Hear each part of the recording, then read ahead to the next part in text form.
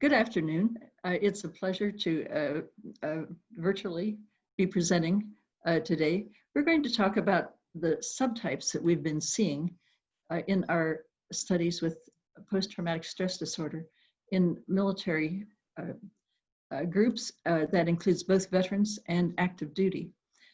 As we started this study, we were searching for signatures of PTSD, molecular signatures.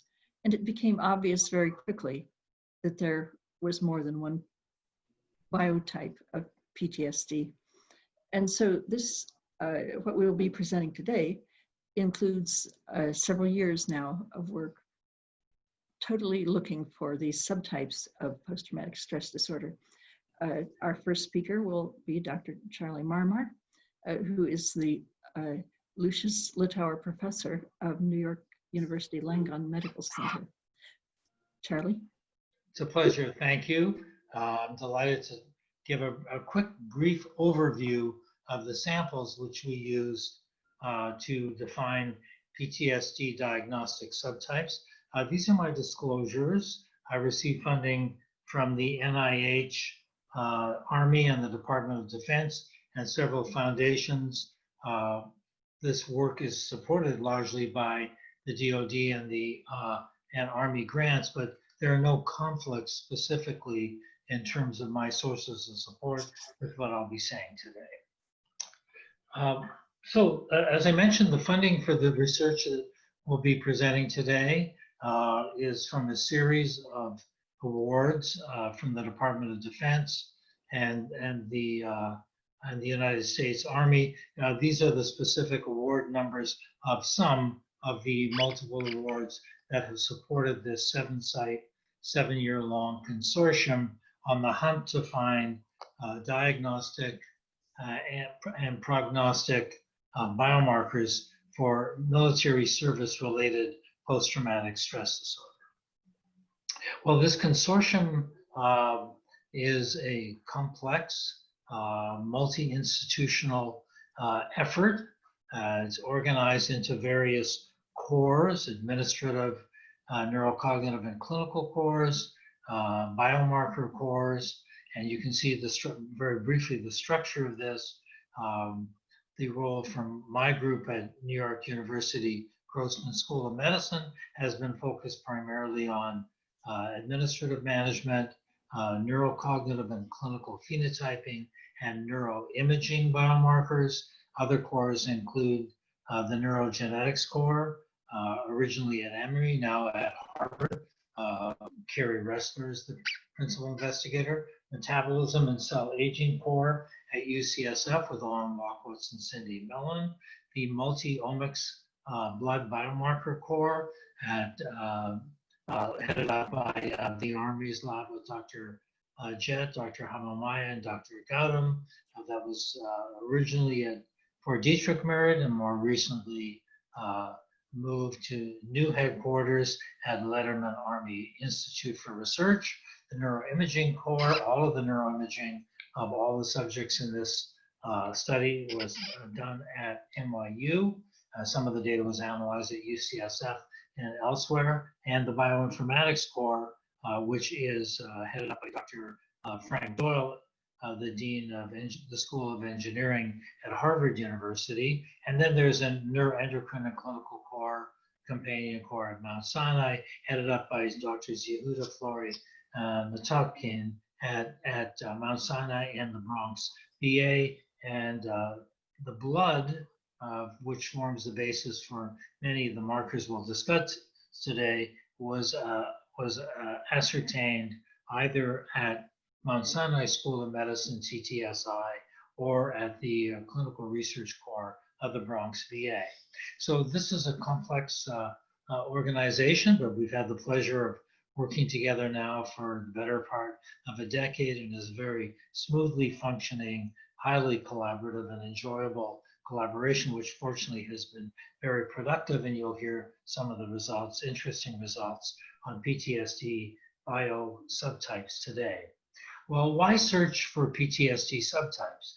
As Dr. Jett was saying, clinically, it's been known for a long time, probably for 100 years, that post-traumatic stress disorder is a heterogeneous group of psychiatric disorders rather than a single monolithic disorder, much in the same way that diabetes has important subtypes, hypertension has important subtypes, and depression has important subtypes. There is evidence. I saw your missed call. What's up? Just 1 second, sorry. My grandson has broken into our call. What's up? Sion, you have to hang up. I'm on a scientific meeting. I'll call you back later. Hang up immediately.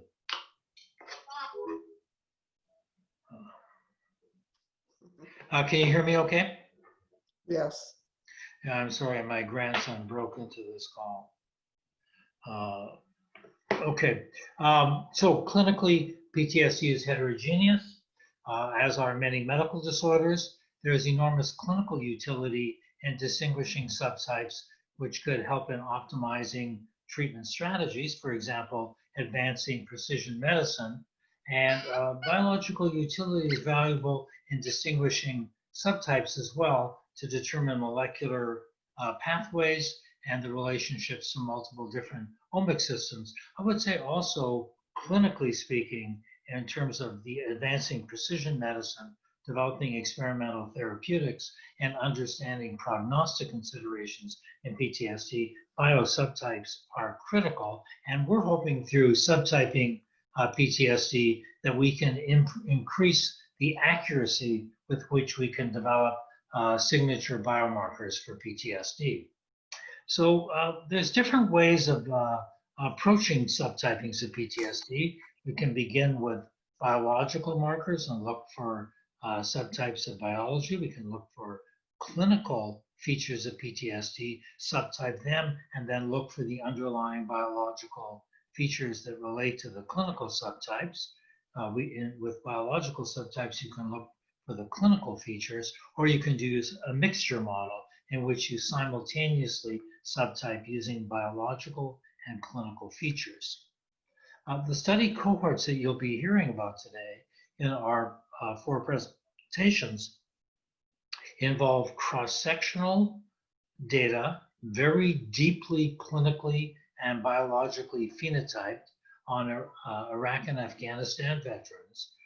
The initial award for this study funded 100 cases and controls of veterans with from Iraq and Afghanistan. A second award funded some validation studies, both with new cases, 29 new cases and 40 controls for external validation, and also an interesting subsample of the original 100 and 100, which became 83 and 83 that had complete biomarkers in terms of recalling that initial discovery sample and seeing how their clinical features related to their biological features several years after the original assessment. So that component of our work is longitudinal. A third award has been provided to study biomarkers in female veterans of the Iraq and Afghanistan conflicts. This involves 20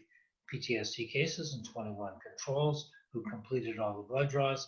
And finally, we have a very large set prospective longitudinal cohort study that Dr. Jett mentioned of active duty military personnel from our Fort Campbell active duty military study. That's a cohort comprising 1,793 active duty Army personnel who trained and were deployed out of Fort Campbell, Kentucky. And we studied them for an index deployment to Afghanistan in February of 2014, and we've been following them since. So the fundamental approach to discovery and training and validation for our tests of biomarkers is to develop the models on our discovery set of 83 and 83, validate them on an external sample of 29 cases and 40 controls, and also fine-tune those models on a recall sample of 59 members of the 166 from the original discovery phase, and then in addition, do further external validation on a completely independent cohort of active duty military personnel, 1,793. So the initial discovery and validation and recall phases are done on veterans who have separated from the military, usually 5 to 10 years after their military service. And the current study which we're focusing on are primarily of active duty military personnel who we've been following prospectively in a longitudinal cohort since 2014. The inclusion and exclusion criteria on the original discovery and validation samples are interesting that they are male. Primarily, they range in age from 20 to 60. As I mentioned, they're veterans of the Iraq and Afghanistan war. They were all recruited from the New York City area, both at NYU and from Mount Sinai School of Medicine and the Bronx VA. The cases all had to meet criteria for war zone related post-traumatic stress disorder. They had to meet the full DSM-5 diagnostic criteria for PTSD as determined by the CAPS. And also, we required a second condition that their total CAPS score be 40 or greater in order not to have subthreshold or peri-threshold cases during this initial discovery phase of our research. And our controls are very clean controls. They are combat exposed, war zone deployed, male veterans from the Iraq and Afghanistan wars who have no lifetime or current significant PTSD symptoms, and they must not meet the current or lifetime diagnostic criteria for war zone related PTSD, and their total CAPS scores must be at or below 20 to ensure that they have very low to no symptoms. So this, for the purpose of biomarker discovery, we adopted a strategy of super clean, very low or no symptom controls and moderate to highly symptomatic cases in order to maximize power for initial biomarker signal detection. Exclusion criteria involve current active moderate to severe alcohol and substance abuse, a history of persistent serious medical disorder, bipolar, schizophreniform, etc. No active trauma exposure in the past 3 months. The participants were not currently or recently suicidal or homicidal. They were excluded if they had significant current neurologic or systemic general medical illness which might be known to affect neurological functioning. They were excluded for anemia because we draw large amounts of blood for the biomarker studies. If they were on psychotropic medications, they must have been stable for at least 2 months so that their biomarkers would not be affected by recent changes in medication.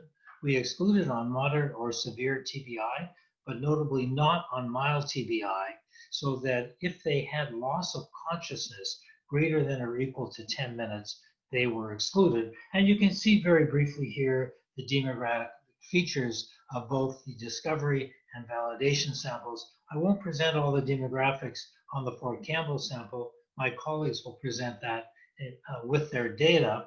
But just to say, looking at a high level at the demographic characteristics of our discovery and initial validation samples, these are male Iraq and Afghanistan veterans, primarily in their early 30s. They're moderately to highly educated, mostly beyond high school with 2 to 4 or more years of college educational. And they're ethnically highly diverse in terms of race and ethnicity. You can see that roughly half the sample are members of important minority groups.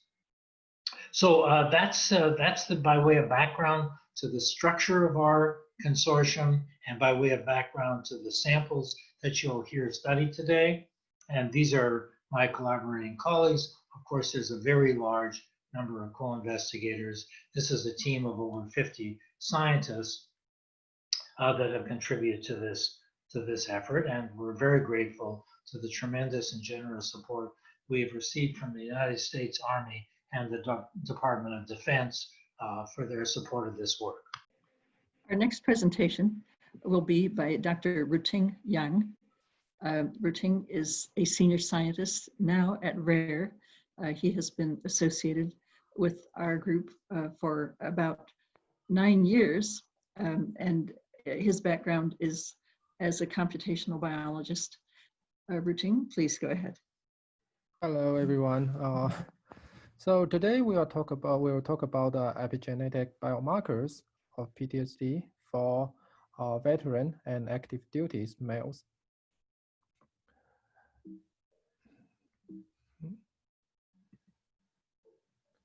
Oh, I have no financial disclosure or conflict interest. So we are. I'm in the multi-omics core of the RARE, led by Dr. Jet and Dr. Hamamia, and we actively work with all the other members of the PTSD System Biology Consortium, and we are mainly work on the molecular part. So here is the cohorts I'm going to talk about. Dr. Mama already mentioned a lot of these cohorts and criteria. So I just briefly introduce here. So here we have discovery cohort. We have a baseline and 3 years follow-up. And then we have 2 replication cohort. We call that validation 1 and validation 2. And then we have active duty cohort for the final validation called for combo active duty. So all the in the veteran cohorts, the age, race are all balanced. They're all male subjects, and we collected a lot of the multi-omics data and also evaluate a lot of clinical variables such as CAP score, PCL, and DBI for different symptoms, SLC 90s and SF12 for all kind of physical symptoms, and the PDEQ for dissociation, and so on. So on. We have a lot of these, and so here we are focused on the DNA methylation and try to associate DNA methylation with all these clinical evaluations. So the active duties we have before deployment and 3 months, just the 3 months after, immediately after deployment, and 3 to 6 months after deployment. So here currently, we know we have a lot of challenges in the PTSD diagnosis, although we are making a lot of progress. One of the major challenges is currently the gold standard is self-report. We are all going to propose different kind of molecular markers, objective markers that's unbiased. But so far there's no FDA approved biomarkers. So the most challenge here is the heterogeneity. So the markers from the omics data, no matter is methylation or protein or what kind of molecular data, these markers may be subtype specific or even contribute the opposite signals. So that will wash out the overall signals.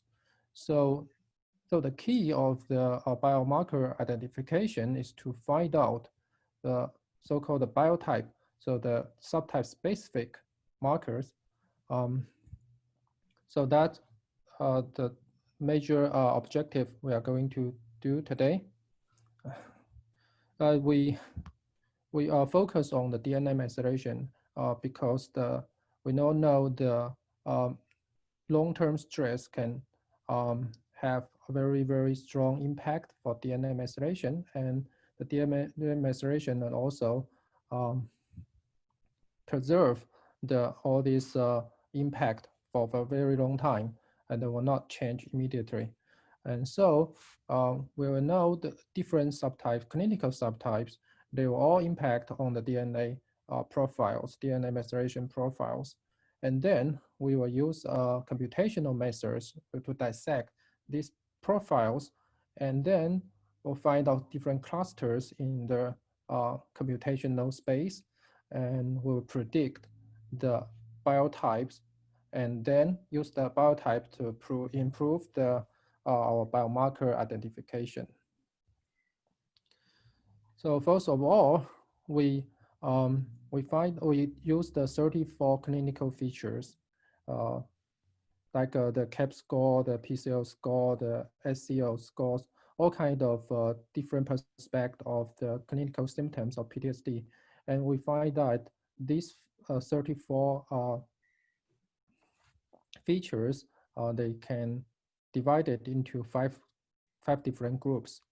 And then we use principal component analysis and chronicle correlation analysis, CCA approach, PCA plus CCA approach. And this approach try to associate the clinical features and the maceration profiles. And eventually we find that we have two maceration vectors that highly associate with the clinical symptoms. One vectors, I call that psychological vector, and this vector mainly contribute to the CAP score and some of the kind of group health, general health score. And the other one is the physical and dissociative vectors. And these vectors more is about the physical symptoms and the dissociative symptoms. So these two vectors will be the foundation of our analysis. We will use these two vectors to separate the biotypes. So we lay out these two vectors into space, like here, the C here, we lay out all the subjects in two space, DNA psychological score and DNA physical and dissociation scores.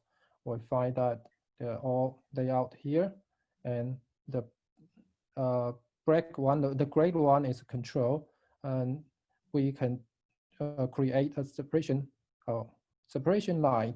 So by definition, we think we will separate the biotype by the one is very similar to the control and the other is distinct to the control. So in this setup, in this separation line, we see the blue one, so they are very similar to the control. So we call that G1, they are one similar to control one.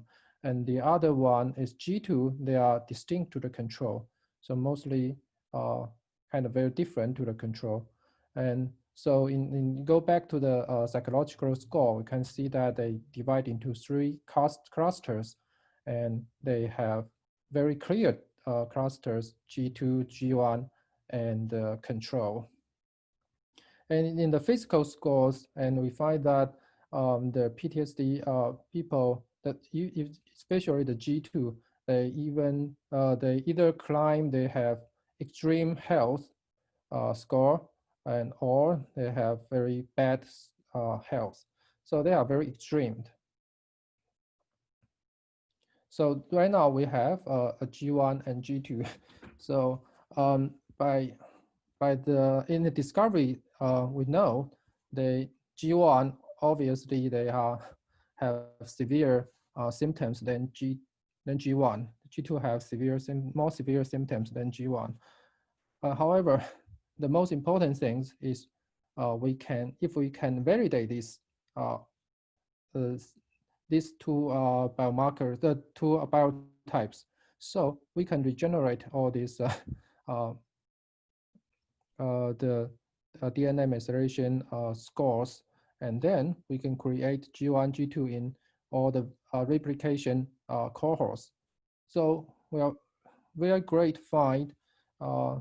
It's wonderful. We find that in all the replication cohort, the validation one, we see the G2 is more than the G1. And the recall, we see the same thing. G2 is more than G1. In the validation 2 is G2 over G1. So, and in all the cohorts, we have very consistent results. And we find that the G2 is have greater risk of PTSD. And see, and also we put that into layout into the CAP score and the biotype score. We find that is highly correlated. So this is so our score, the subtype score, is significantly associated with the PTSD symptoms, PTSD severities. So and also we try to see what exactly the biotype is different, what symptoms is most different. So we lay out in these kind of figures and called ternary figures, and with the location is the closeness of to the three core symptoms, and the colors is the difference between the p-value, a t-test p-value between the G2 and G1. So if you have the red color, that means it's very different. If you have black color, it's no difference. So we can see the majority here is the depression, a lot of depression here, and a lot of anxiety, kind of anxiety here, and like a sleep disorder and that kind of anxiety. So that's why we think about these biotypes. They are catching mostly the hyperarousal and avoidance in the methylation domain. So, and we also go back to the control. We divided all these PTSD negative in a discovery cohort, and we find that divided into G1, G2, we find that after 3 years, the one assigned to G1, they mostly go back to 0, their CAP score go back 0. And the ones assigned to the G2, 2 of them, they go to become the PTSD positive. So that means the G2 subtypes, the G2 biotypes really associate with the PTSD risk. They have higher risk of PTSD. Even they are, right now you cannot see it in your evaluation, but maybe after a few years, they will show their symptoms. And so the ultimate goal is we check if the biotypes can be validated in the active duty soldiers. So we put that into our 4-combo active cohort.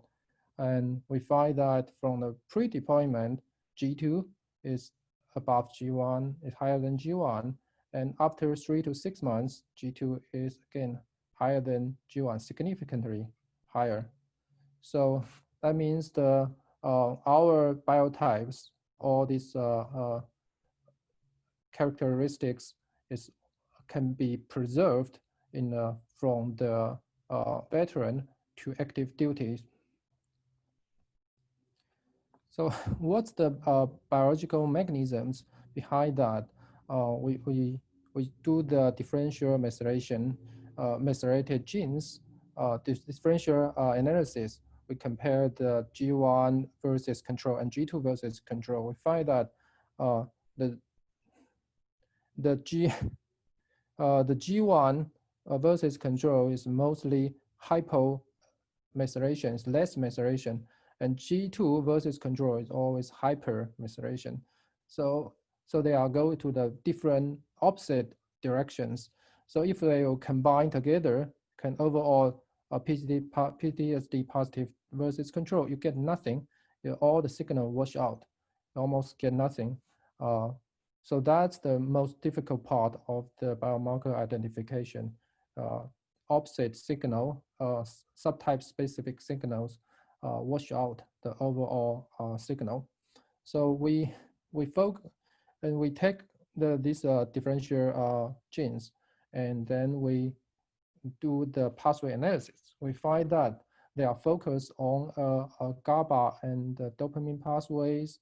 From dopamine and PKA go to the correct pathways, and the other is from GABA go to the PKC, and again go to these correct pathways. And they are in the opposite directions of these pathways. So this is the we propose. This is the major difference of these subtypes related to the methylation. They just an opposite in the one of the major pathways of the PTSD. They are doing the opposite way. So when we have all these biotypes, and we all know that G1 is similar to control, and G2 is distinct to the control, and we also know these two have opposite directions. And then we started to think maybe a lot of the previous biomarkers is subtype specific. So we took out one of the 28 multi-panel biomarkers from the Carole Dean's paper in the 2019 Molecular Psychiatry, and we find that and in the G1 versus control, the AUC is only 0.5, and the G2 versus control, the AUC is 0.89. It's very, very different. So that means this panel is actually G2 subtype specific. And then even we remove all these epigenetic markers in this panel, only left 17. There are proteins, there are microRNAs, and so on. And we find that there are similar things. The G1 versus control is almost, you cannot distinguish from, G1 cannot distinguish from G2, from the control. And so in this sense, we need to develop a new type of biomarker, a new biomarker panels, and kind of overcome this problem. So we start with very traditional biomarker identification pipelines. We finally get 26 markers. I will not going to specify all these pipeline things, but eventually just in conclusion, we get the 26 methylation markers. We find that the same, the G1 cannot distinguish with control, but G2 has pretty good results. And then we just incorporate our biotypes information. We just do one step of filters. We try to see if they are consistent direction in G1 versus control in the discovery and other filtering cohorts, and try to do one more step. And then we get 12 methylation markers. We find that the performance is significantly improved. So go from the 67 to the 78, and overall performance go to 85, which is pretty decent biomarkers between the PTSD and control. So in conclusions, we think the identifying biomarker is a key to improve the diagnostic biomarker for PTSD. And we find two DNA methylation biotypes. And these biotypes associated with the PTSD severity, both in veteran and active duty. And the biotypes contribute the opposite signals, and they impact the performance of the existing markers. So we finally, we proposed, we integrate the biotype information and propose a very high performance panel with AOC 0.85. So thank you. This is more my talk today. Thank you, Ruoting. I'm so sorry that the audience are unable to ask you questions about this. It is a very interesting study, and really is showing the power of separating the two groups. Dr. Bernie Daigle is an assistant professor at the University of Memphis in the Department of Biology and Computational Sciences. And he's been associated with us since the beginning when he was at the University of California, Santa Barbara. Bernie, it's a pleasure to have you present today. Thank you very much, Dr. Jett. Okay.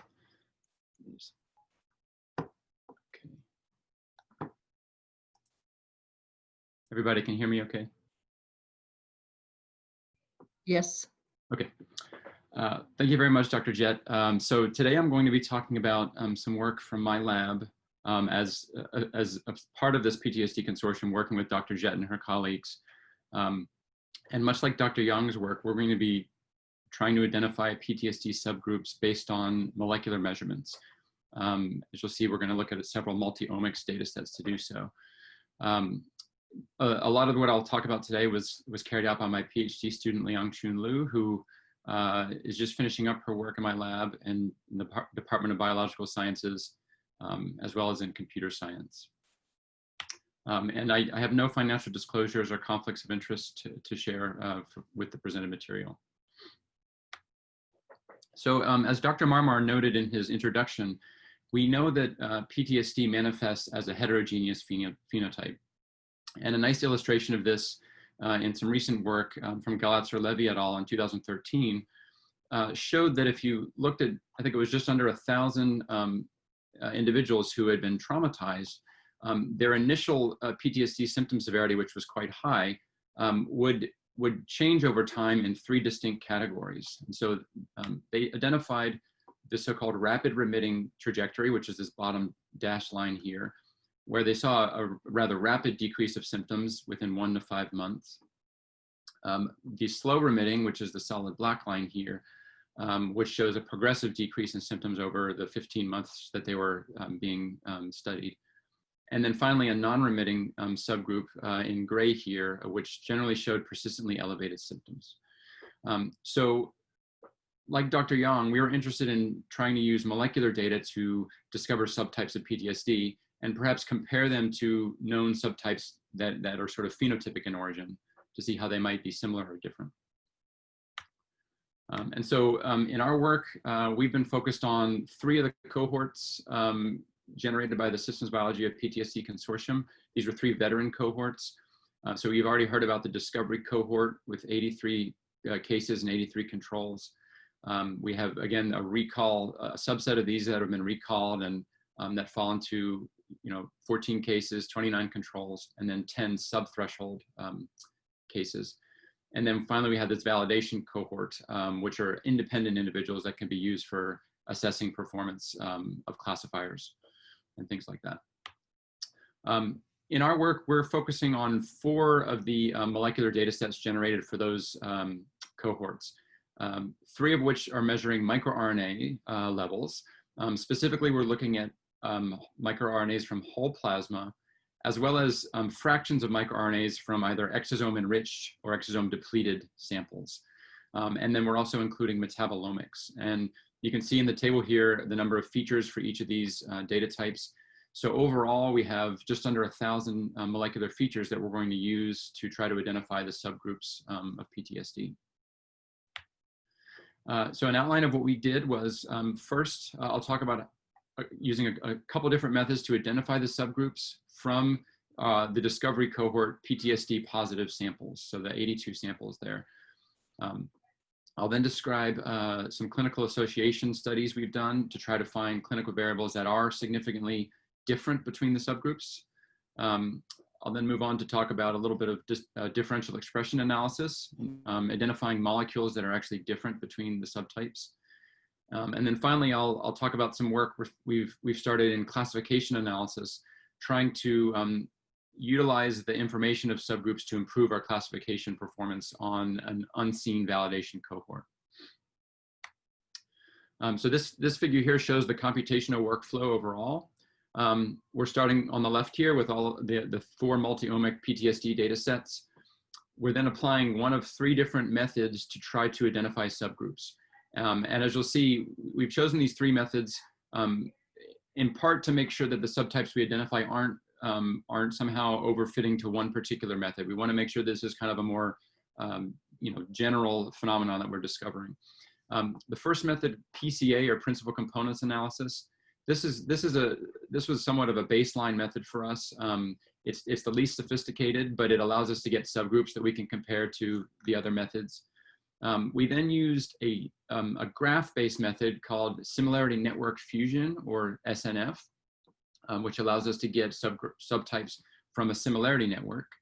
And then finally, we've used a neural network-based method known as a variational autoencoder to try to distill out information that we could use to identify subgroups.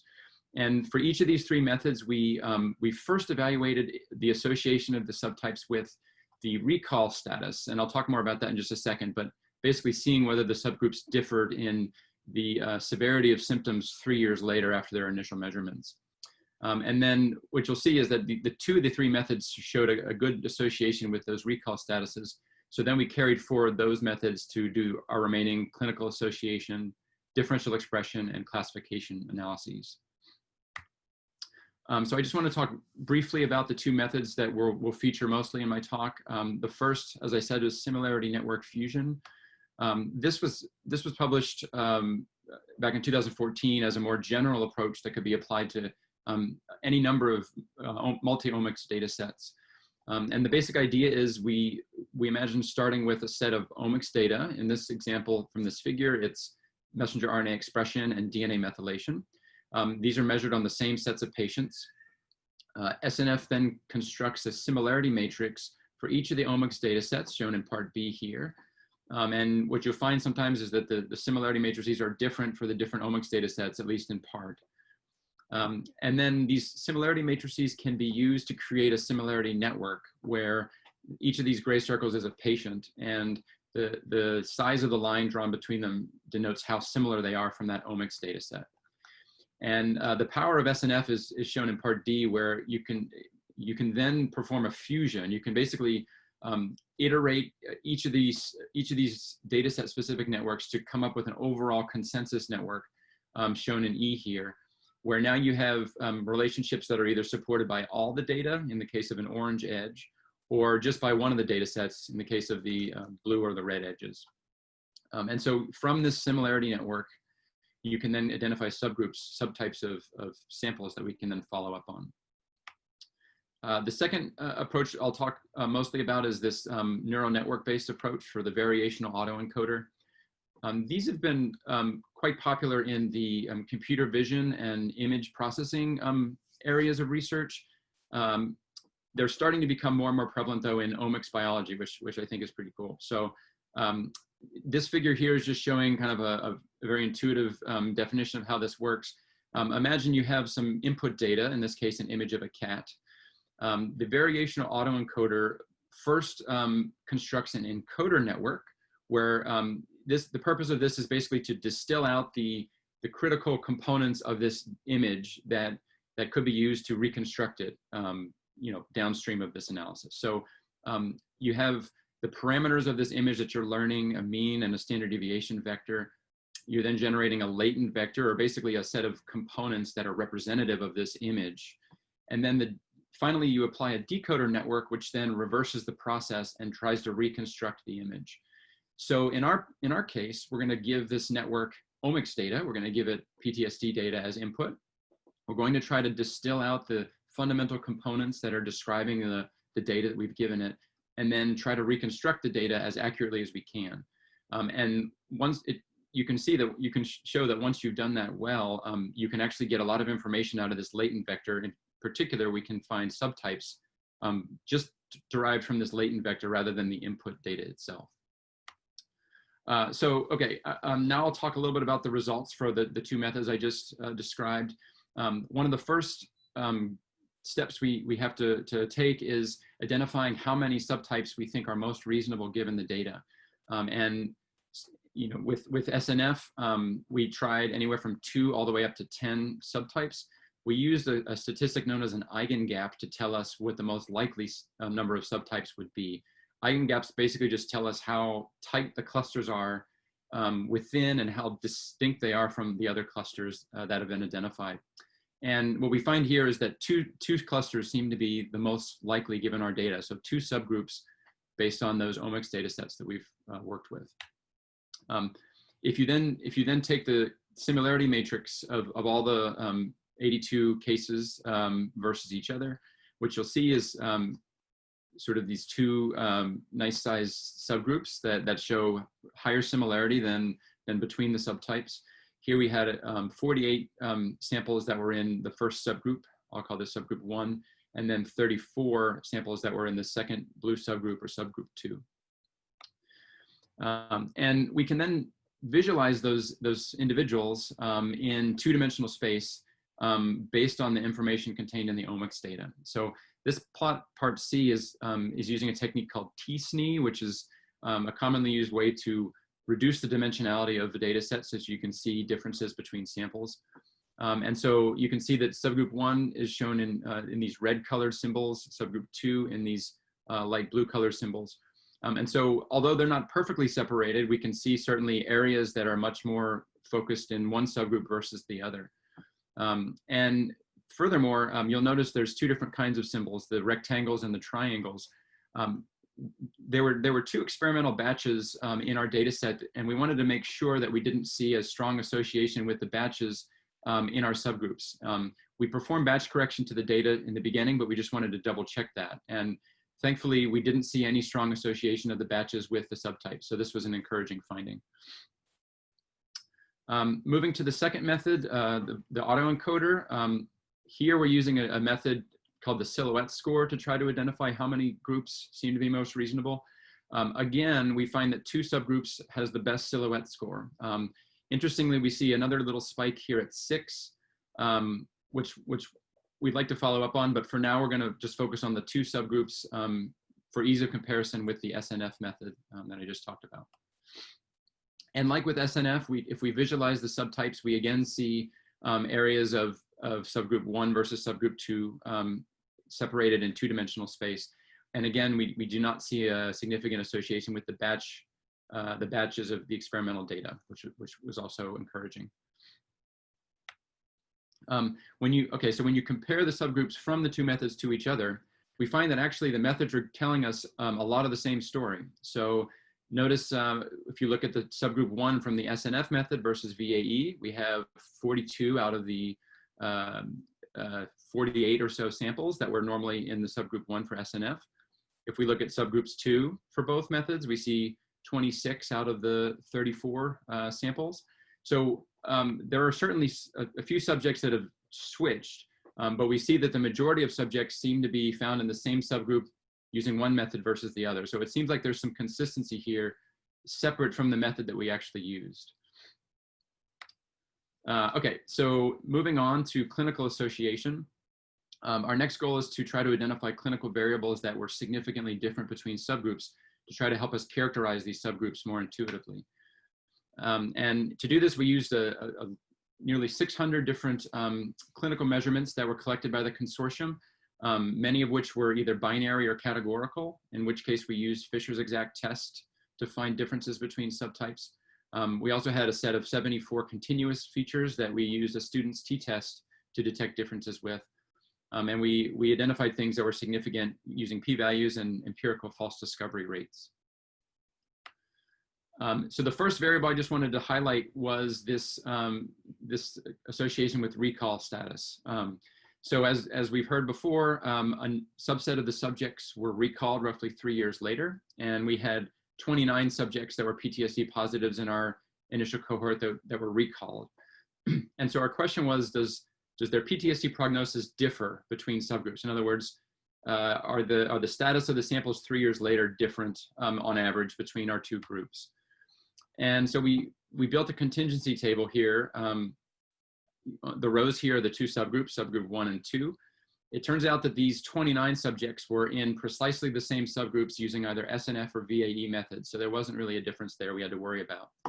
And then you can keep track of how many of the originally positive PTSD positive subjects were also PTSD positive after recall versus subthreshold versus PTSD negative. And when you apply a Fisher's exact test to this table, we find, in fact, the subtypes are significantly different in their recall status, the subtypes that were discovered by the SNF and VAE methods. In contrast, when we used the PCA-based method, we did not see such a significant association. So we were excited to see that we were seeing what appeared to be some prognostic differences in our subjects between the subtypes by looking at this recall time point. If you look at the actual CAP scores for the recalled subjects, you can see that subgroup 1 has a significantly higher average CAP score than subgroup 2. So we're finding that subgroup 1 generally seems to be a more severe phenotype, certainly upon recall of PTSD compared to subgroup 2. As I said, we looked at several hundred clinical variables. And so I just want to highlight a couple interesting ones that we found. So this is just a subset of the variables we found to be significant. The sort of take-home messages, there were quite a few clinical variables that were very strongly different between subgroup 1 and subgroup 2. And these range for everything from anthropometric body measurements like pulse and body mass index, the CAPS total current score, as well as some other psychological scores or sociological scores like the social adjustment scale, a sleep quality index, distress and dissociative experiences inventories, and so forth. So we saw some really strong signals clinically that distinguish between our subtypes. In total, out of about 600 variables, we found 69 that were significantly different between the subtypes. So there's a number of phenotypes that seem to be differing in those groups of samples. Just to visualize a few of them, I'm plotting here these 6 clinical variables on a log scale. So these box plots are a little bit skewed because of the log scale, but you can see some general trends here. You can see the anthropometric body measurements, pulse and BMI are generally higher in subgroup 1 versus subgroup 2. The insulin levels are generally higher in subgroup 1 versus 2 and controls. And then if you look at the social adjustment score, the higher the SAS-23, the less socially adjusted the patient or the subject is. And so we see less of an adjustment, less of a constructive adjustment for this subject than in subgroup 2. If you look at the sleep quality indices, we see actually a worse sleep quality in subgroup 1 versus subgroup 2. So the sort of general story seems to be that subgroup 1 is somehow more severe in several different ways in terms of their phenotype and some of the symptoms that go along with that phenotype. We then wanted to characterize the molecular differences between our subtypes. So we performed a differential expression analysis. Here we're looking at differentially expressed microRNAs and metabolites. We're looking for anything that has a fold change cutoff, a fold change of greater than or equal to 2, or less than or equal to -2, and an FDR cutoff of 0.05. And I'm just going to highlight 3 potential comparisons we could make here. The first is, of course, looking at the cases versus the controls. So this is just a comparison ignoring the subtypes. The second is comparing samples from subgroup 1 to samples from subgroup 2. So just a subgroup specific analysis. And then finally, we're looking at a 3-way comparison. These are differences between subgroups 1 and 2 that are also different between subgroups 1 and control and subgroups 2 and control. So these are things that should be different across all 3 of those comparisons. These bar charts summarize the number of significant differentially expressed microRNAs and metabolites we saw. If you start over on the left here, you'll notice that we see just over 50 differentially expressed microRNAs between subgroups when looking at the deplete fraction. A few more when we look at the exosome fraction, and then the largest number when we look at the plasma sample. And at least in these first 2 microRNA fractions, we actually see the largest number of differentially expressed RNAs between subgroups rather than between cases and controls or the 3-way comparison. In the plasma sample, we see actually a larger number of case versus control differences, more so than in the other 2 fractions. Similar story when we look to the right here for the VAE, we see the same trends, although we actually see a slightly larger number of significant subgroup biomarkers using the VAE method than using the SNF method. And just to highlight a couple of these markers, so here I'm taking the top 5 differentially expressed molecules between the 2 subtypes for the SNF and the VAE methods. And it turns out that these top 5 happen to be microRNAs from the plasma fraction.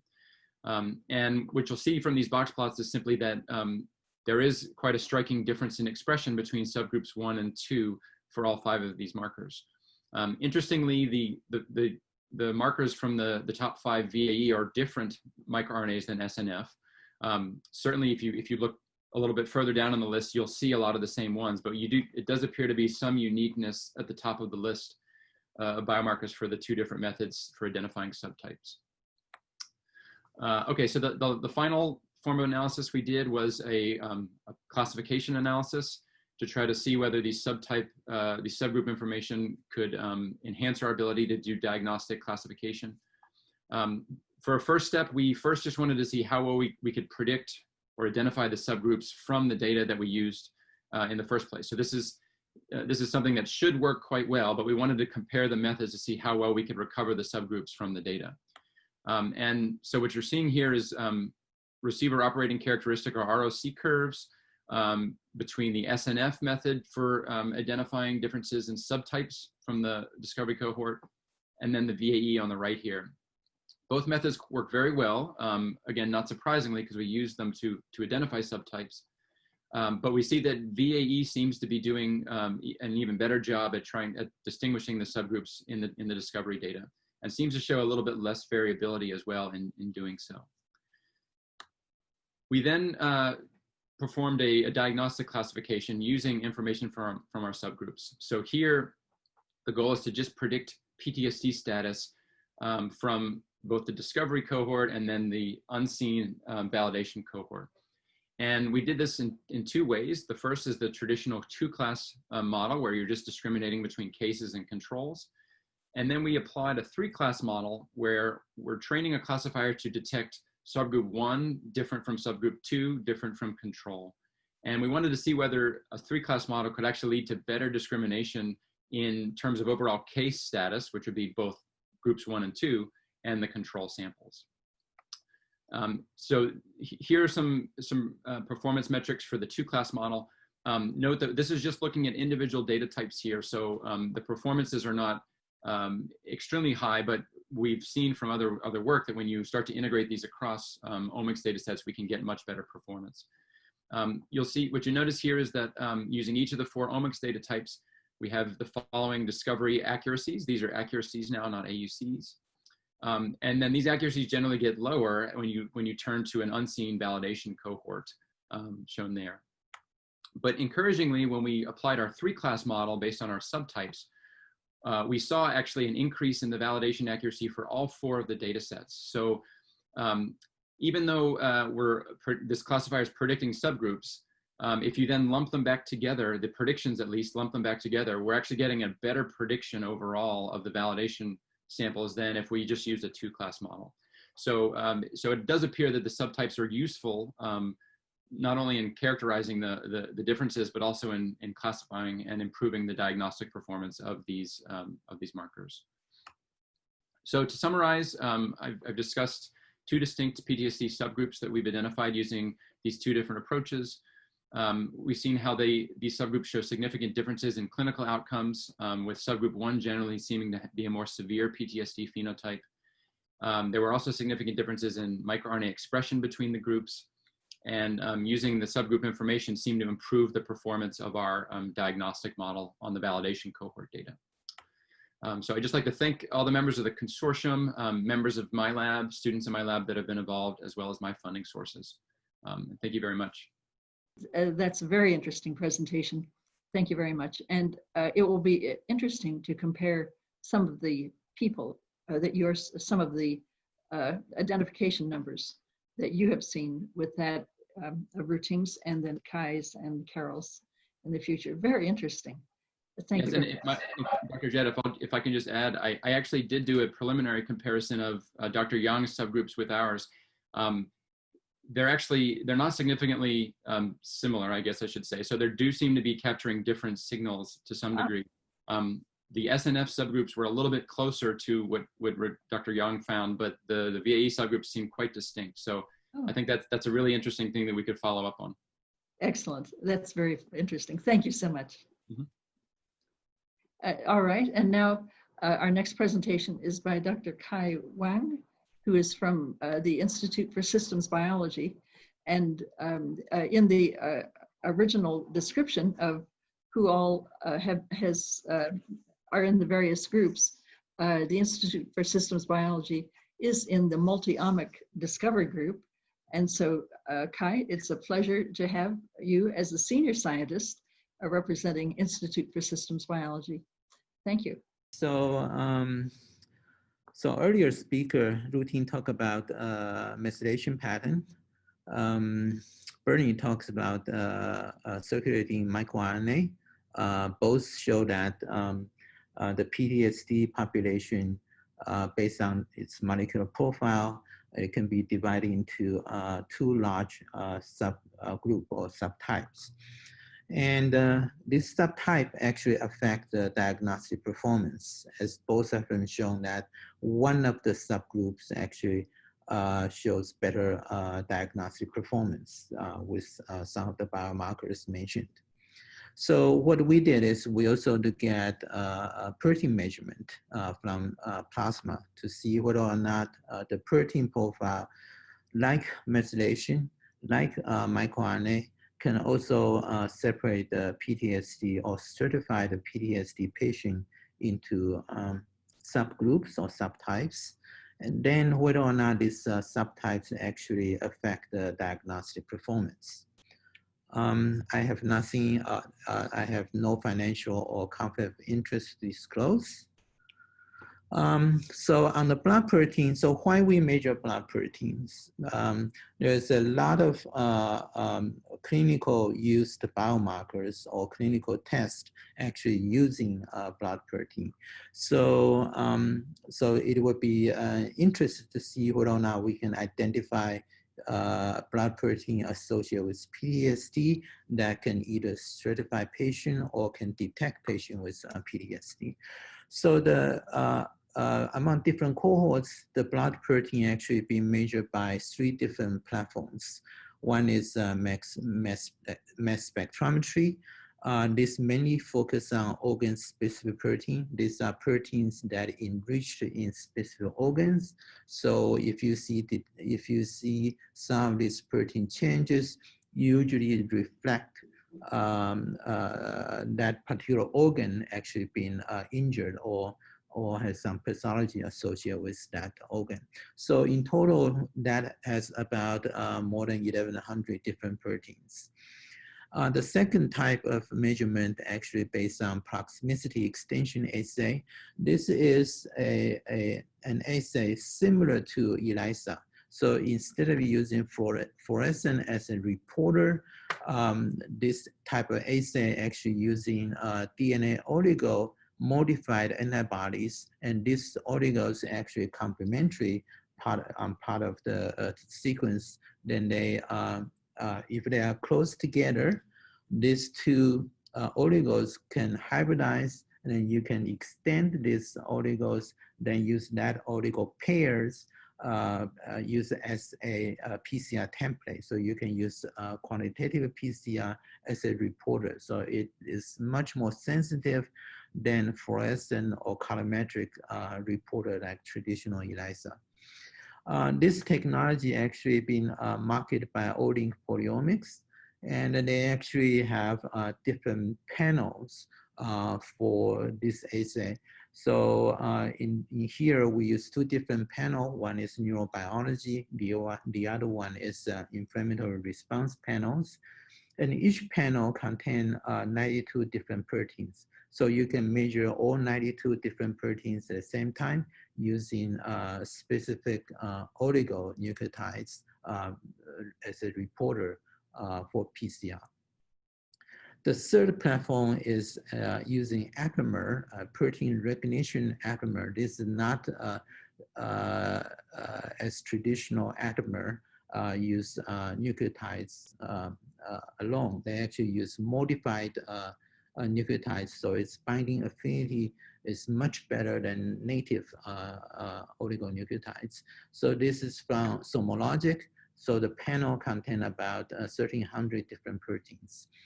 I will not talk about mass spectrometry because the number of proteins we can actually reliably measure from this cohort actually is very low, even though we scan through more than 1,100 different proteins, but the number of proteins you can measure from all the sample we look at actually is low. So I will talk about this Olink panels and also SomaLogic results. So these are the cohorts that we talked about earlier.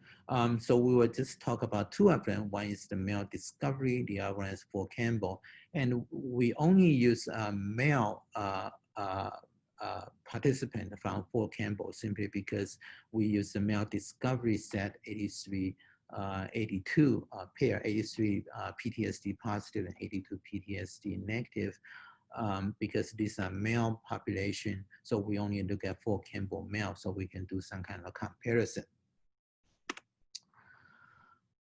So the original idea is using blood protein, try to identify proteins that are showing concentration changes between PTSD and positive and negative population to see whether or not we can identify some biomarker candidates. And indeed, through either mass spectrometry or Olink, we can identify some proteins showing concentration differences between PTSD positive versus negative, but the overall change of these proteins is actually low. So that come up with ideas to see whether or not we can follow Ruoting's approach. He reported using epigenetic profile. You can divide the PTSD patients into different subtypes, and one of the subtype actually performs, one of the type actually have a better performance for biomarker identified. So then we try to see whether or not we can use the blood protein profile to do similar things as Ruoting did on the epigenetic profile. So the first panel we look at is the neurobiology panel from Olink. And it's not surprised that just like Ruoting saw, this neurobiology panel, there's a total of 92 proteins, can also divide the PTSD positive patient into two major subgroups. There are two smaller ones. So if we just look at the two major subgroups, group 1 and group 2, if you look at their CAP score, group 2 is slightly lower compared to group 1. And there are some proteins showing some concentration differences between the groups. And usually PTSD subgroup 2, their blood protein concentration is slightly lower compared to group 1 or healthy controls. And when you look at the proteins showing concentration differences, they actually involve in several different biological processes that are including immune-related activities. And also, interestingly, one of protein actually involved in lactate metabolism. And the alteration of lactate metabolism actually has been reported to be associated with PTSD. So this is quite interesting. Basically, you can verify that some other findings with this blood protein. Interestingly, when you look at these two different subgroups based on neurobiology panel, and some of the clinical features also showing some differences. One is blood urea nitrogen, and the other one is total platelet count in the blood. And in the group 2, I will just talk about the platelet. And the group 2, the total platelet is lower compared to group 1.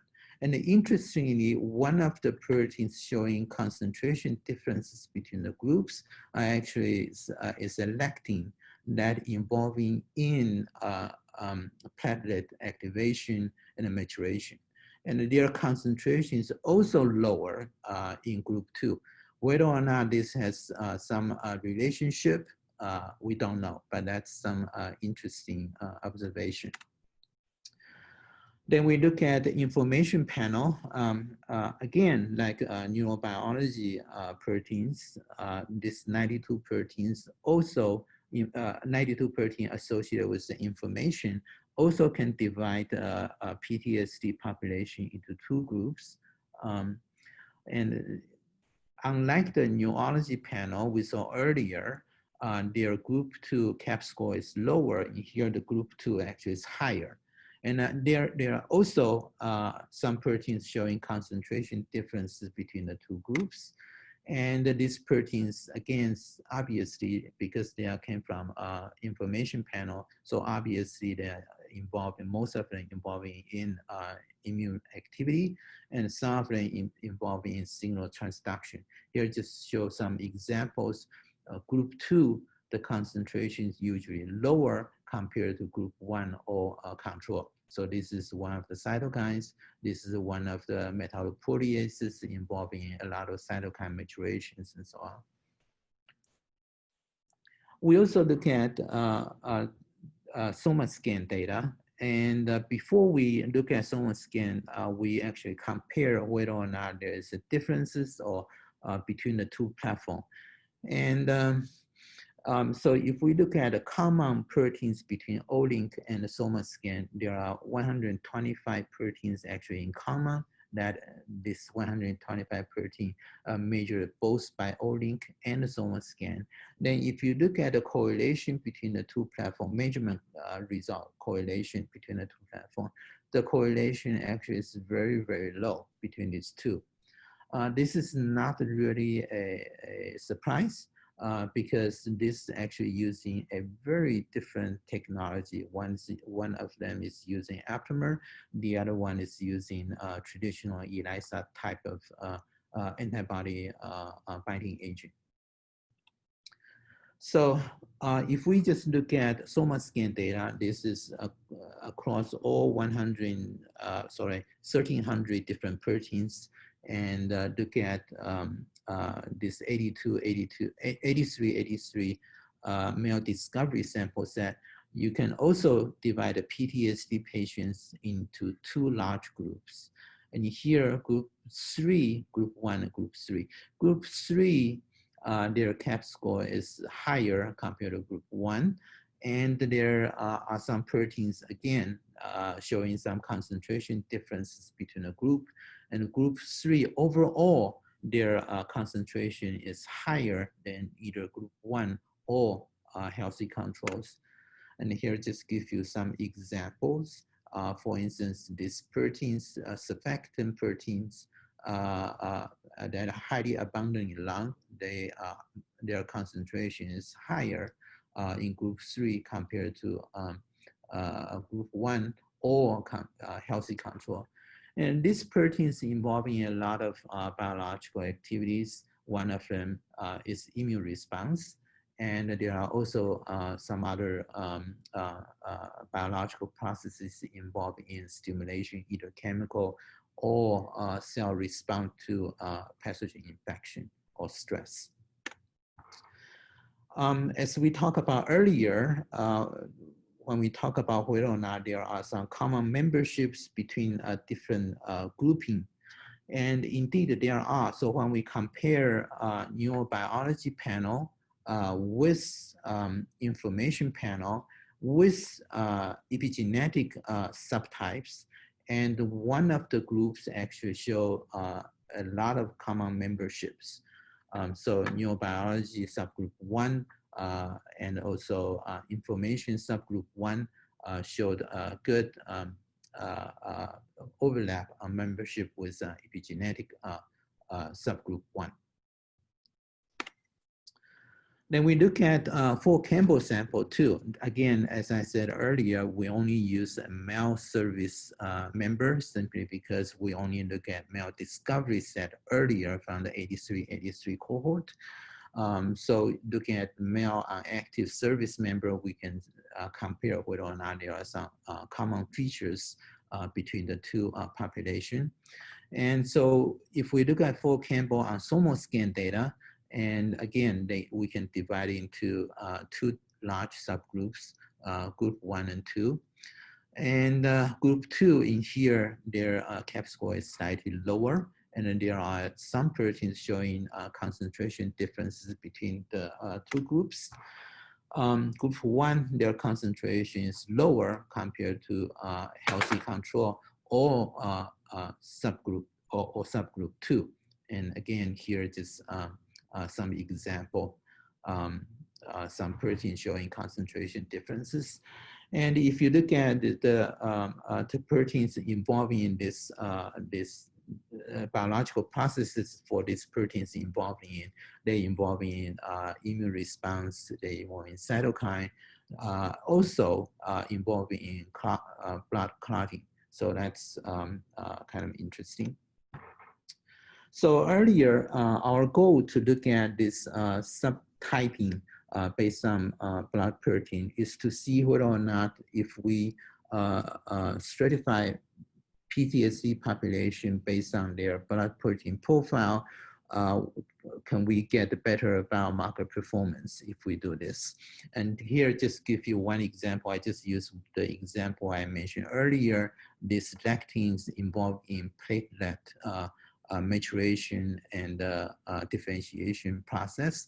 If we look at overall profile, this is just based on 83 positive and 83 negative in male discovery set. The overall comparison between the two groups, there shows very, very low concentration differences. And also, if you look at AUC, their performance is not very good. But if you look at the subgroups, the subgroup 1, the performance is about the same as the overall comparison if we don't group them. But if you look at subgroup 2, their performance is much higher. With one protein, you can get about AUC about 0.84. That's quite a significant improvement compared to the original about 0.6 if we don't separate the patient into different subgroups. So just a summary. So based on blood protein analysis, this either from soma scan or O-link panels, we can group the PTSD population into two large subgroups. This is very similar to what Bernie said about microRNA and also what Ruoting said about epigenetic profiling result. And also, there are some similar memberships shared among different grouping methods. For instance, the neurobiology and the inflammation group 1 shares some common membership with methylation pattern subgroup 1. The performance protein biomarker is significantly improved based on subgrouping, usually just in one of the subgroups.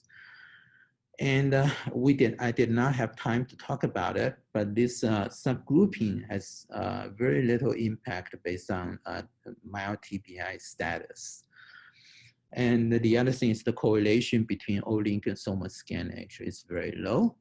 But there is one concern is we actually, across these different analysis among different cohorts, we actually did not identify common protein changes. So this might have some impact on future biomarker discovery and the validation process. At the end, I just want to thank people at ISP that work and also all the members of the PTSD consortium.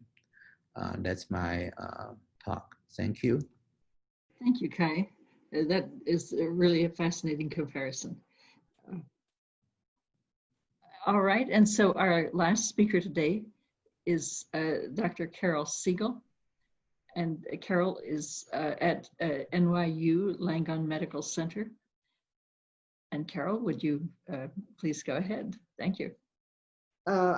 I just want to start by giving thanks to the co-authors and contributors of this work, which include 3 statisticians, a Mushu, who's a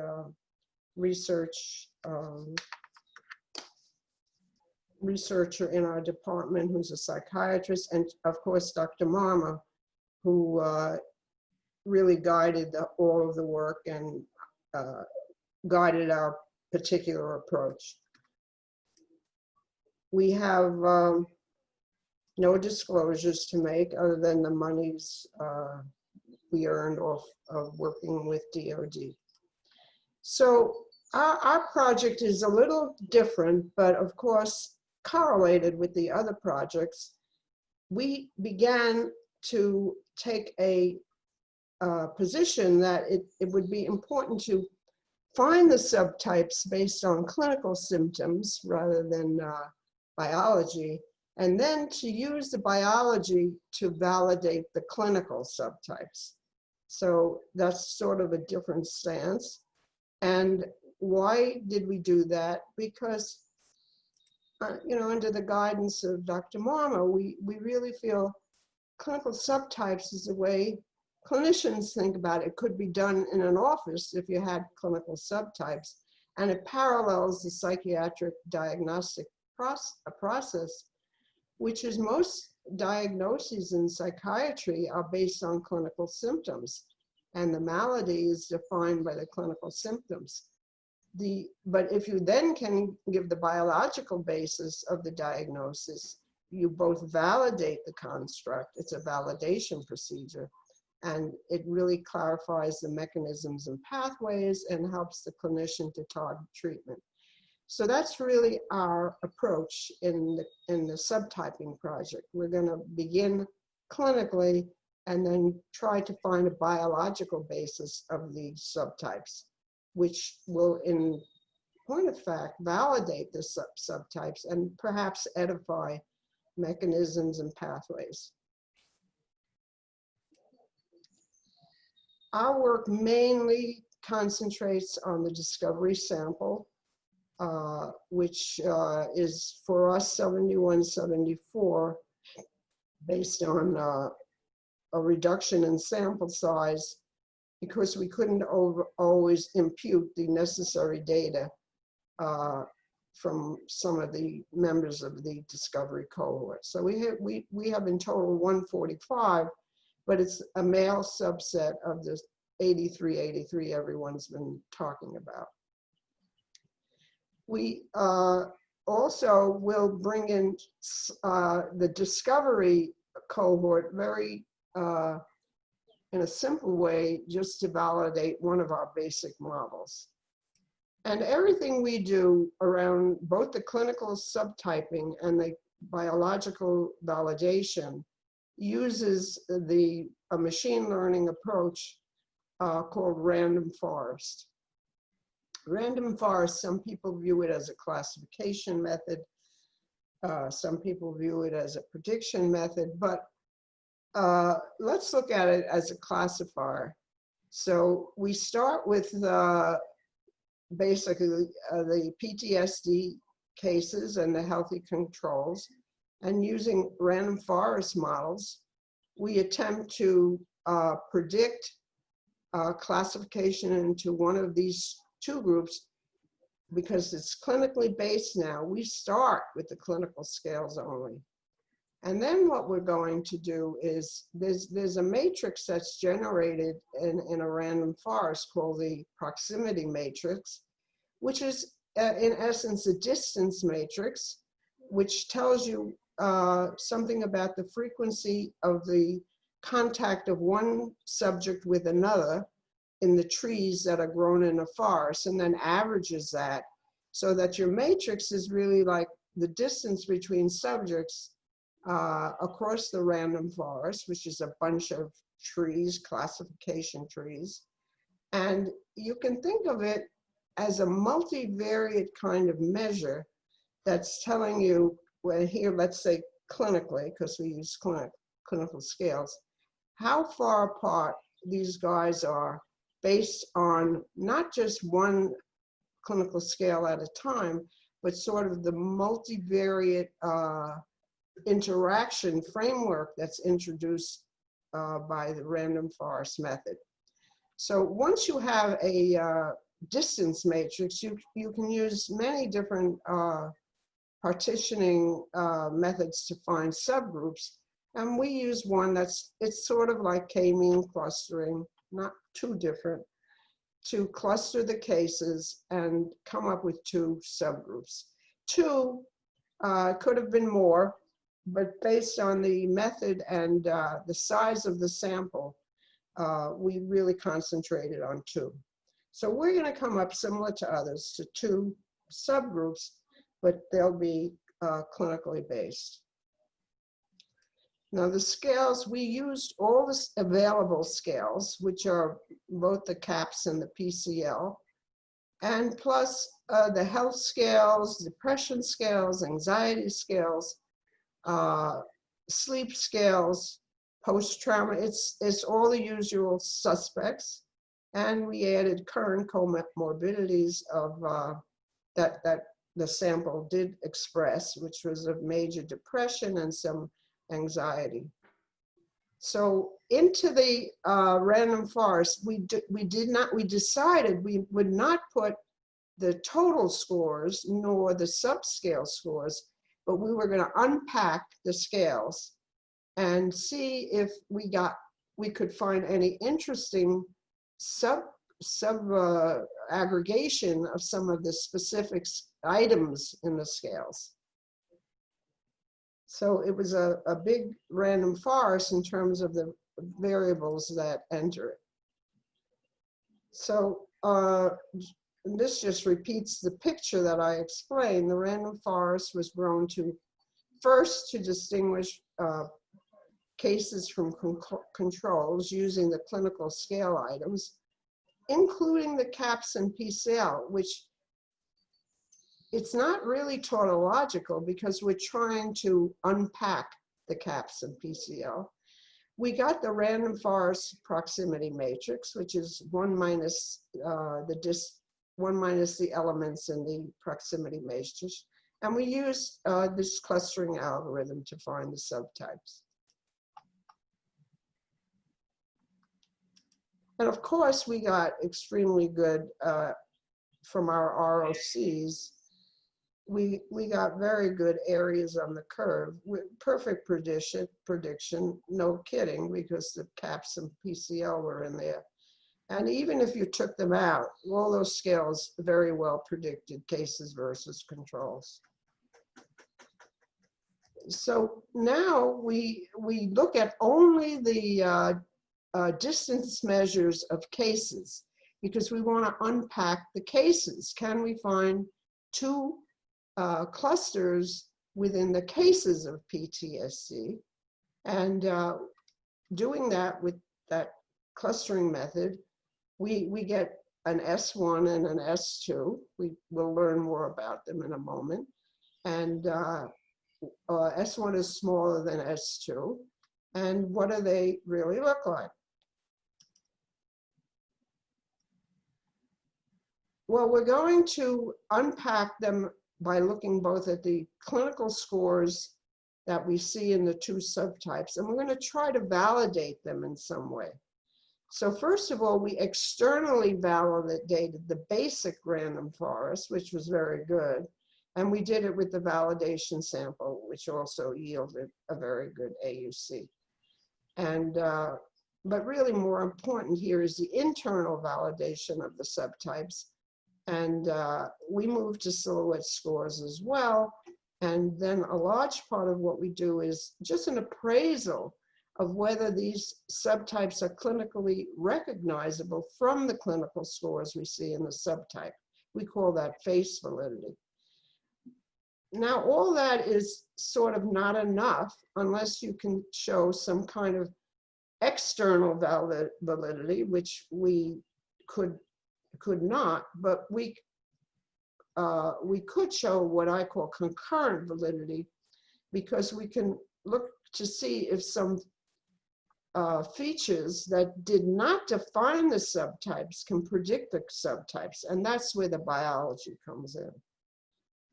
So just to show you our silhouette plots and how these are how the clusters differentiate. They measure within and between separation of the cases within the subgroups. And you see very good scores for the green is S1 and red is S2. Blue, this indicates, let's look at the picture. What it indicates, here's the green, the controls are highly separated. The blues are S1 and they're very scattered. The reds are S2, they're very tight. The blues are all over the place, and if you look at their PCL scores, you would see that they really vary. And the red have very tight scores on all of the clinical items.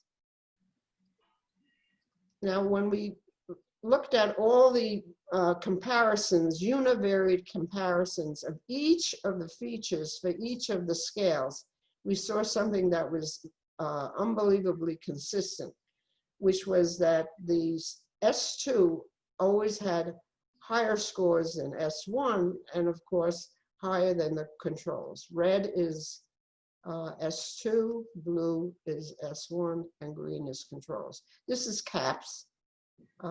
This is Beck Depression Inventory. And this is the Emotion Regulation Scale. And this is a health survey, SF12. So was consistent across all of the scales. This reversal here is because there was a reversal in the scale item. So our face validity and our clinical appraisal is that S2 is the severe group down here on the bottom. S1 is above that, and controls are less severe. So what we think in terms of face validity is we discovered two groups that are clearly distinguished by their clinical severity. And then if we look at some of the other data collected on them, we see they're similar, they're still matched on age, ethnicity, BMI, cholesterol, alcohol use, but they differ on all their clinical scores, which I just reported to you. And we also did a principal component analysis to get a multivariate look at all of these clinical scales. And on the first component of the principal component analysis, the severe group had 3 times higher scores than the less severe group. And S2 also had a higher percent with major depressive disorders than M1. And the table displays some of these scores. So we want to now get another form of validating these subtypes in order also to kind of justify the reason for these subtypes. And so what we want to do is see if other types of features, mainly biological features, can now classify the subtypes. So this top part is what we did already. We're now here, we have subgroup 1 and subgroup 2.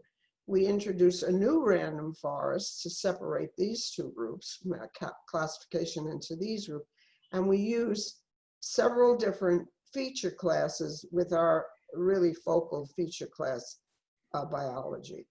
And what we did was, here are the feature classes we looked at. We looked at the multi-omic blood markers identified in the Dean study, and there were 342 markers identified, so we picked those out. We added neurocognitive functioning lifetime psychiatric diagnoses that were collected with the SCID, current medical comorbidities, demographics, and some information on pre-military trauma. So we were going to see if none of these went into the development of the groups.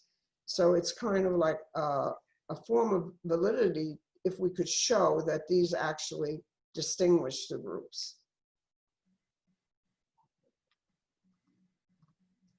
Now the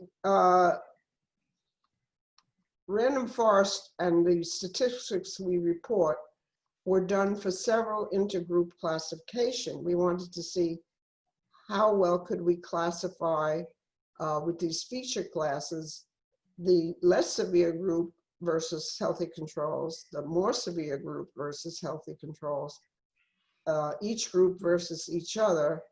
And then we wanted to look at the three groups simultaneously, which we did, but they're not reported here. And as sort of a backdrop, we carried along how did cases versus healthy controls classify with the different feature classes. We didn't carry this one along because different statistics are reported for the three group than the two group. And it was harder to summarize what was happening. Now here are the areas under the curve for all of these intergroup comparisons for all of the feature classes. And you see the intergroup comparison here on the first row on the top and the AUCs. So let's start with biological biomarkers, which were the 342 of the Kelsey-Dean study. And we get really very presentable AUCs, 0.8, 0.9, 0.92. And as a carry along, this is cases versus controls. So what we see is that the biological biomarkers really do help you classify into the severe versus the milder PTSD guys and to distinguish these groups from healthy controls. None of the other feature classes did particularly well except psychiatric history, which after you ran the random forest and got rid of the unimportant random variables, it really ended up only picking up lifetime depression. So this reflects people with lifetime depression. But we don't consider 0.5, 0.6 particularly heroic. If you combine them all, of course, you get really good AUCs. But I think for the point to make the point of that these subtypes that were defined clinically have validity, the biological biomarker validity is more to the point.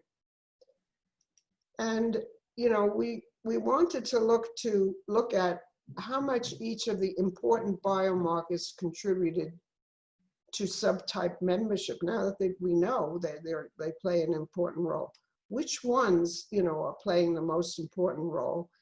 And we looked at odds ratios to see odds ratios which try to look at the odds of falling in one of the groups we're looking at versus the other. So let's, in our minds, because this is what I'm going to display next, think of this as a comparison of the severe group with healthy controls.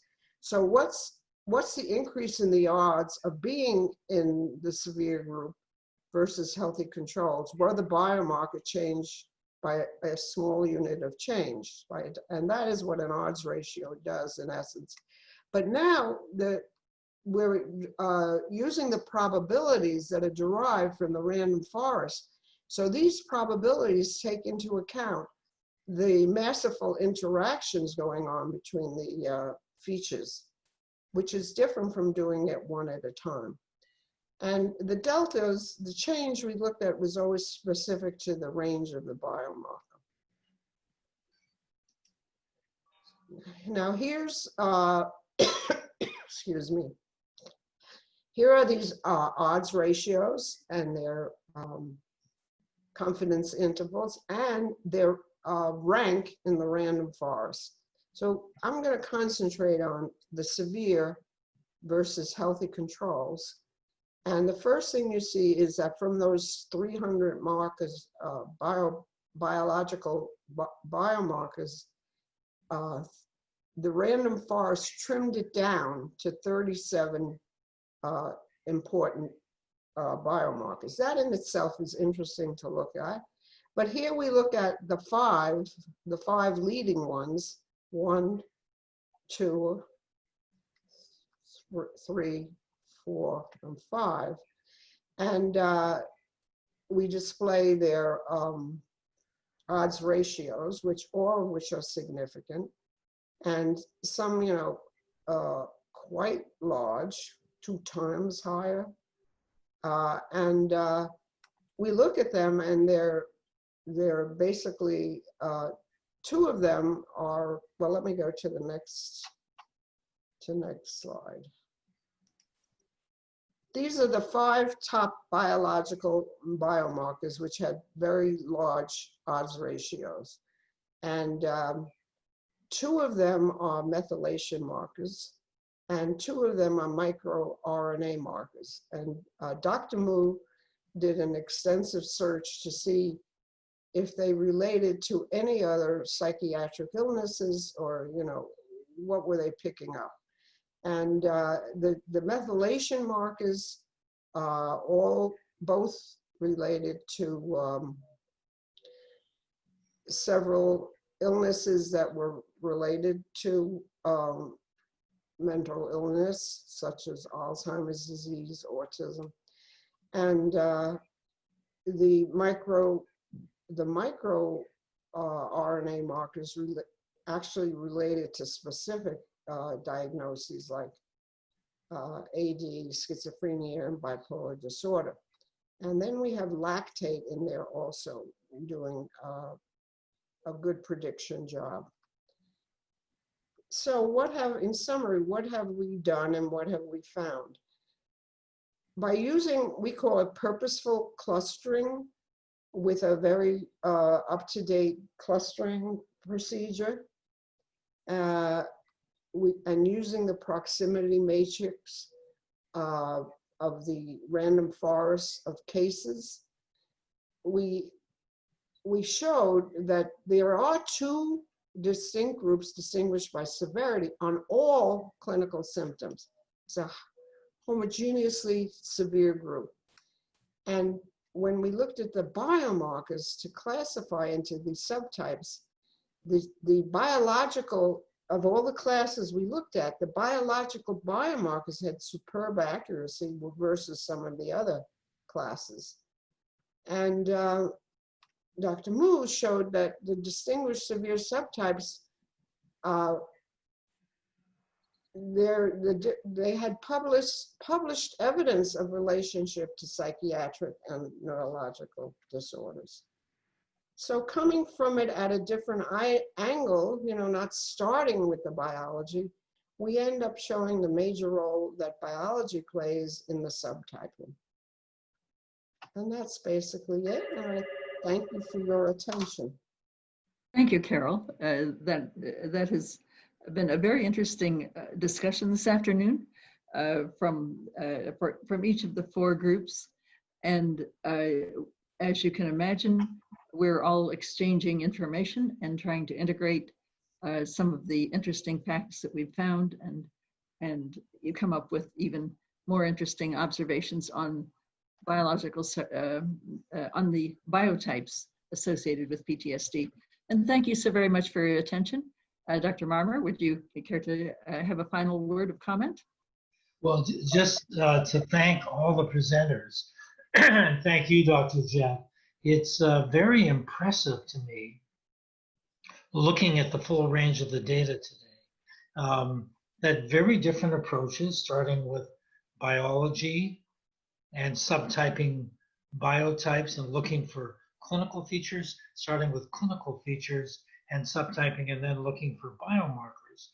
There is at a high level, a relatively strong convergence that we are finding PTSD subtypes, that across all of the approaches, the subtypes are primarily defined by being a milder and less comorbidly medically ill subtype and a more severe, psychiatrically more severe, more dysfunctional, and more medically comorbid subtype, and that the underlying biology is deeply related to that and in a meaningful way. So I think that at the next level, Dr. Jett, will really involve a very sophisticated attempt to interrelate all of these findings and build a larger model across the approaches. Thank you very much. And it's a pleasure to present this for our audience. And have a very good day, and everyone keep safe.